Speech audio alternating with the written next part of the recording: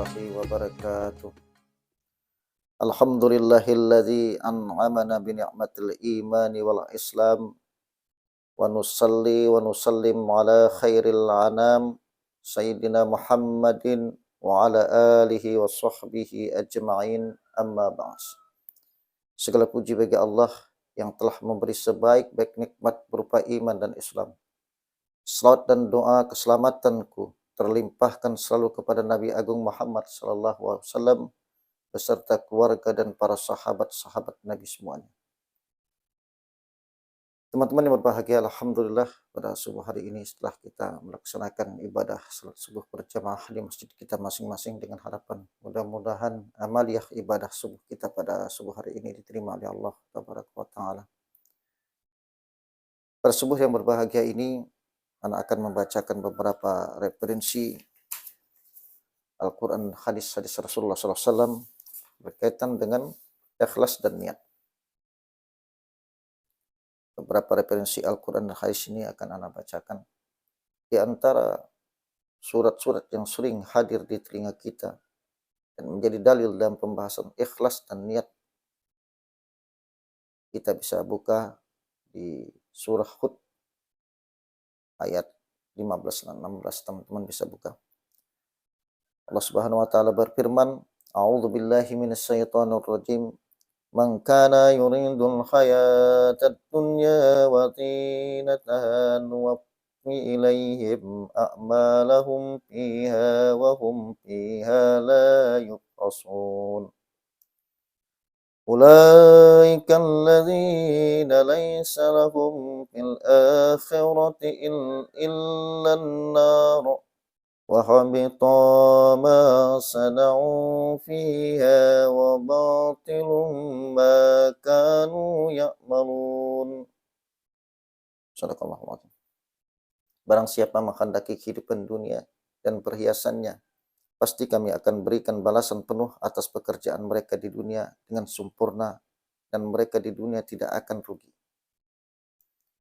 Itulah orang-orang yang tidak memperoleh sesuatu pun di akhirat kecuali neraka. Dan sia-sialah di sana apa yang telah mereka usahakan di dunia, dan terhapuslah apa yang telah mereka kerjakan. Surah Hud ayat 15-16. Selain dari ayat ini, teman-temannya, banyak hadis juga yang menyebutkan tentang ikhlas dan niat. Di antaranya adalah hadis yang diriwayatkan oleh Umar bin Khattab radhiyallahu anhu, ia berkata, aku mendengarkan Rasulullah SAW bersabda, innamal a'malu binniyati wa innama likulli imri'in ma nawa. Faman kanat hijratuhu ila Allah wa rasulih fa hijratuhu ila Allah wa rasulih. Faman kanat hijratuhu lidunya yusibuha aw imra'ati yankihuha fa hijratuhu ila ma hajara ilaihi. Sesungguhnya segala amalan itu tergantung dengan niatnya.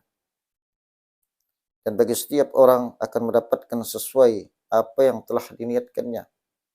Barang siapa yang hijrahnya kepada Allah dan Rasulnya, maka hijrahnya kepada Allah dan Rasulnya. Dan barang siapa yang hijrah untuk dunia yang ingin ia peroleh, maka atau karena seorang wanita yang ingin dinikahinya, maka hijrahnya akan memperoleh apa yang ia inginkan. Muttafaq alaih. Sehubungan dengan tema ini juga, yaitu niat dan ikhlas, Abu Hurairah radhiyallahu anhu juga meriwayatkan dalam hadis yang panjang, ia berkata, aku mendengar Rasulullah SAW bersabda, Anak akan bacakan artinya. Manusia yang pertama kali diadili pada hari kiamat ialah seseorang yang mati syahid. Lalu ia datangkan dan diberitahukan kepadanya kenikmatan sehingga ia pun mengetahuinya. Lalu Allah bertanya, apa yang telah kamu lakukan di dunia? Ia menjawab, aku berperang karena engkau hingga aku mati syahid.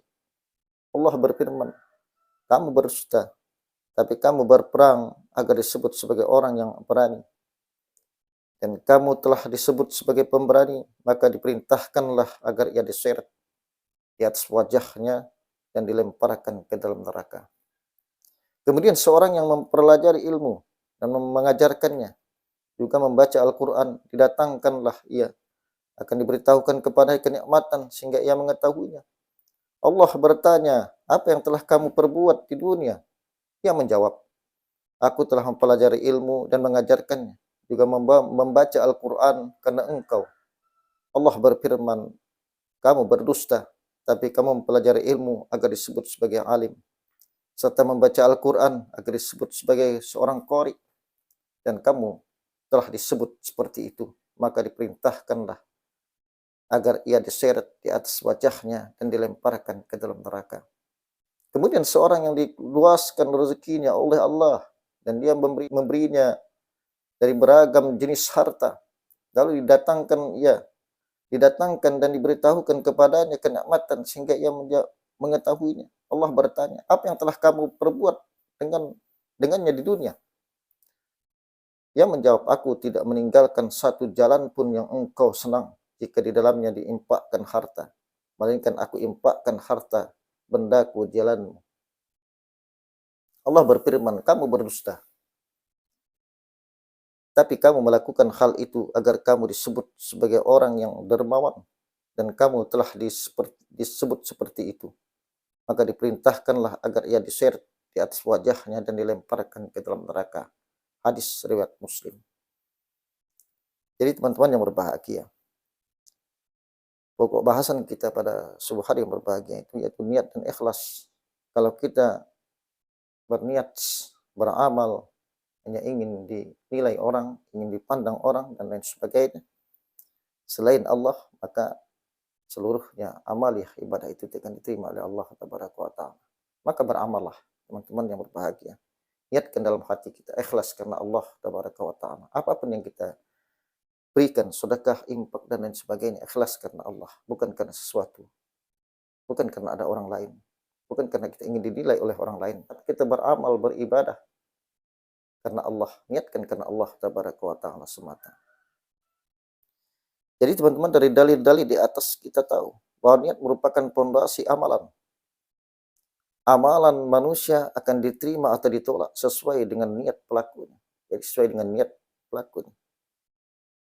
Barang siapa melakukan suatu amal dengan mengikhlaskan untuk Allah semata dan ingin mendapatkan pahala di akhirat, serta amal sesuai dengan tuntunan, maka ya diterima. Namun barang siapa yang meniatkannya untuk selain Allah, atau tidak mengikhlaskannya amalan untuk Allah dengan menyekutukan Allah, maka amalan itu tertolak dan menjadikan malapetaka bagi pelaku.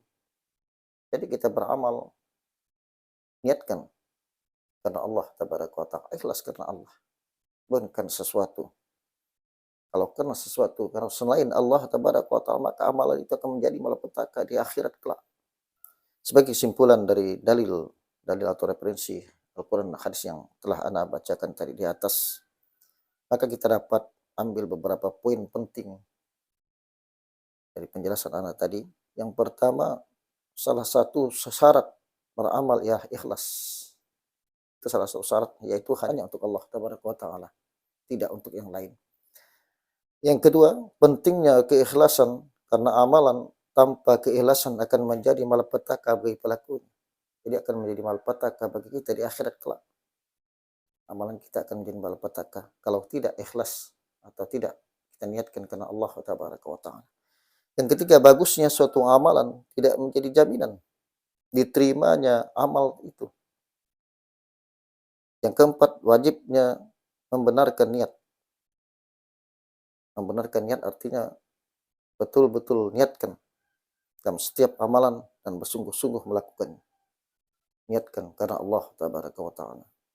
Mungkin teman-teman ini saja yang dapat Ana sampaikan pada subuh yang berbahagia ini, yang referensi dari Al-Quran dan hadis yang telah Ana bacakan tadi. Mudah-mudahan ada manfaatnya bagi kita semua. Lebih dan kurang Ana mohon dimaafkan. Subhanakallah bihamdika asyhadu an la ilaha illa anta astaghfiruka wa atubu ilaik. Assalamualaikum warahmatullahi wabarakatuh.